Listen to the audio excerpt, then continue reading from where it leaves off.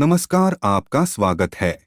दोस्तों, हिंदू धर्म में हर साल कई महत्वपूर्ण त्योहार मनाए जाते हैं, जिनके पीछे वैज्ञानिक और आध्यात्मिक दोनों प्रकार के महत्व होते हैं। नए वर्ष की शुरुआत मकर संक्रांति का पर्व मनाकर की जाती है। मकर संक्रांति के महत्व को देखते हुए शास्त्रों में इस पर्व से जुड़े कई महत्वपूर्ण नियम बनाए गए हैं, जिनका पालन प्रत्येक मनुष्य को अवश्य ही करना चाहिए।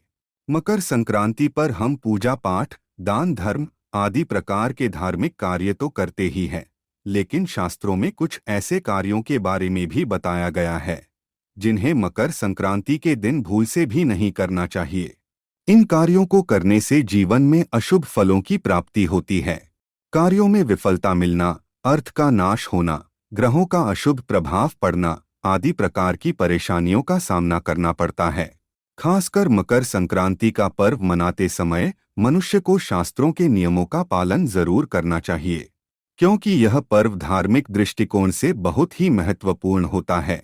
भगवान श्री कृष्ण ने भी मकर संक्रांति के पर्व को बहुत ही महत्वपूर्ण बताया है। आइए जानते हैं मकर संक्रांति कब और कैसे मनाई जाएगी और इस पर्व से जुड़े महत्वपूर्ण नियमों के बारे में। दोस्तों, इस साल की संक्रांति को लेकर लोगों के मन में दुविधा बनी हुई है कि इस बार मकर संक्रांति कब मनाई जाएगी। लोगों के मन में यह धारणा होती है कि मकर संक्रांति 14 जनवरी को मनाई जाती है। पौष मास में सूर्य देव धनु राशि को छोड़कर मकर राशि में प्रवेश करते हैं, उसी दिन मकर संक्रांति मनाई जाती है। हर साल यह परिवर्तन 14 जनवरी को होता है, लेकिन इस वर्ष यह परिवर्तन 14 जनवरी की रात्रि में होगा और इसी कारण से मकर संक्रांति 15 जनवरी के दिन मनाई जाएगी। भारतीय पंचांग पद्धति की समस्त तिथियां चंद्रमा की गति को आधार मानकर निर्धारित की जाती हैं, किंतु मकर संक्रांति को सूर्य की गति से निर्धारित किया जाता है। 15 जनवरी सुबह 7:15 से लेकर शाम 5:46 तक मकर संक्रांति का पुण्यकाल रहेगा। मकर संक्रांति का महापुण्यकाल सुबह 7:14 से 8:59 तक रहेगा। मकर संक्रांति को एक तरह से शुभ समय की शुरुआत कहा जाता है। इस दिन खरमास समाप्त हो जाता है और विवाह, मुंडन, गृह प्रवेश आदि प्रकार के मांगलिक कार्यों का आरंभ हो जाता है। ऐसी मान्यता है कि इस दिन भगवान सूर्य देव अपने पुत्र शनि से मिलने स्वयं उनके घर जाते हैं। शनि देव मकर राशि के स्वामी है, इसी कारण से इस पिता पुत्र के मिलन के पर्व को मकर संक्रांति के नाम से जाना जाता है।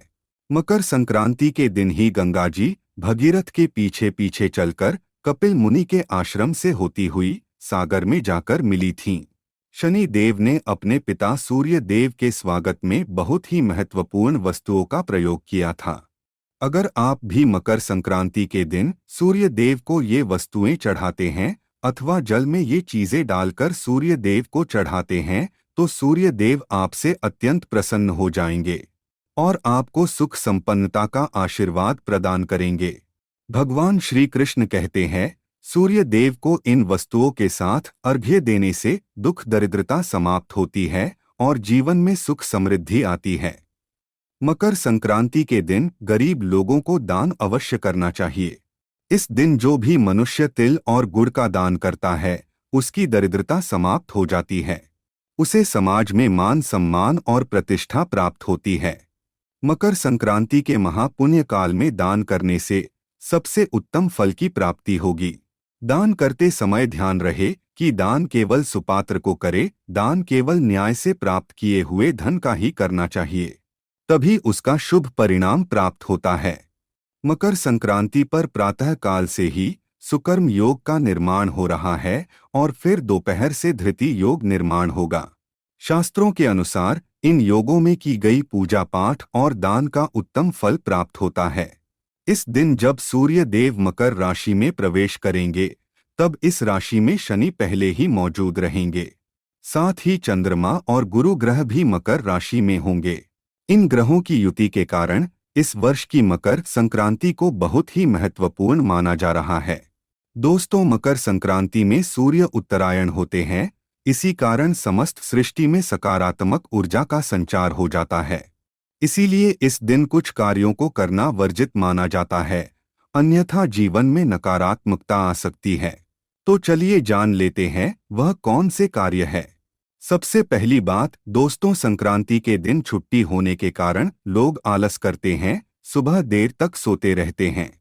लेकिन ऐसा करना आपके लिए बहुत ही नुकसानदायक हो सकता है।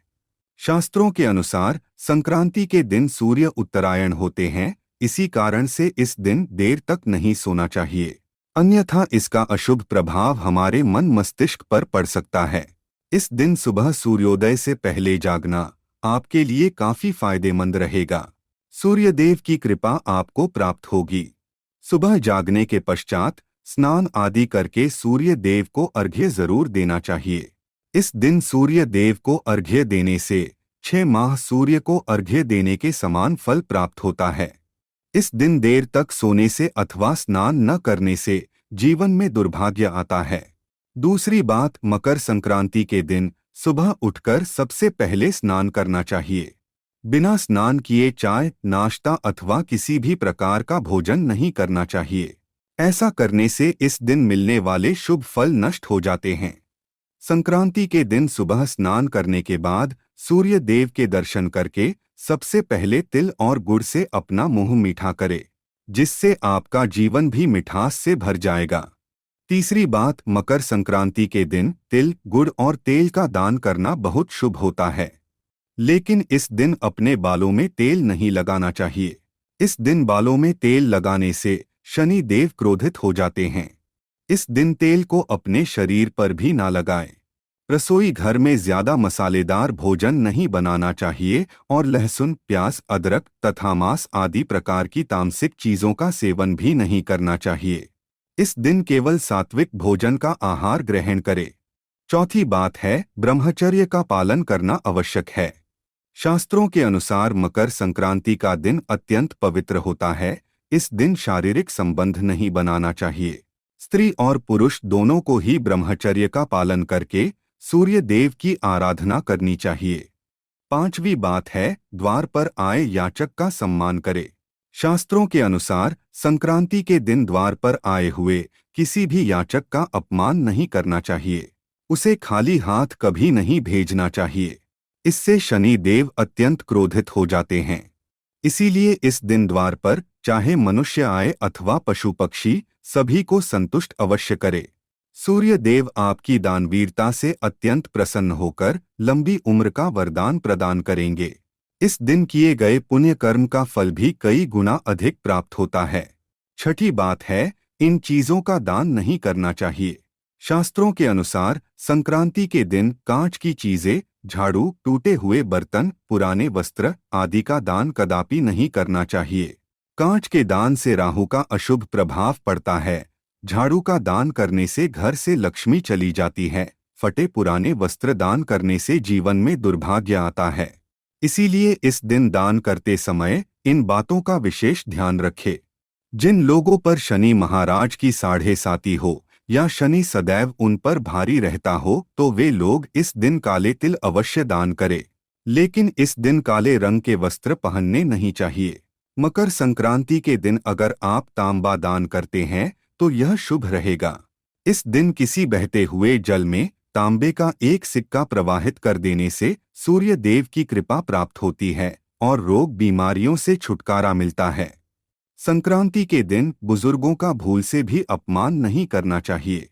यह दिन पिता पुत्र के मिलन का दिन होता है। इस दिन अपने पिता की सेवा करने से शनि देव सभी कष्टों से मुक्ति प्रदान करते हैं। इस दिन पितरों का तर्पण भी किया जाता है, क्योंकि इसी दिन भगीरथ ने गंगा नदी में अपने पितरों का तर्पण किया था। संक्रांति के दिन सबसे महत्वपूर्ण बात ध्यान में रखे, इस दिन किसी को अपशब्द ना कहे। पुरानी शत्रुता भूलकर शत्रुओं के भी कल्याण की कामना करे। इस दिन तिल और गुड़ का दान करने से सभी रिश्तों में प्रेम और विश्वास बढ़ता है। तो दोस्तों, इस प्रकार से मकर संक्रांति के दिन आप भी शास्त्रों के नियमों को अवश्य ध्यान में रखकर दान धर्म आदि कार्य करें। सूर्य देव की कृपा से आपकी हर मनोकामना पूर्ण होगी। उम्मीद है आपको यह जानकारी अच्छी लगी होगी। वीडियो को लाइक जरूर करें। कमेंट में जय सूर्य देव लिखना न भूले। साथ ही चैनल को सब्सक्राइब करें। आप सभी का धन्यवाद।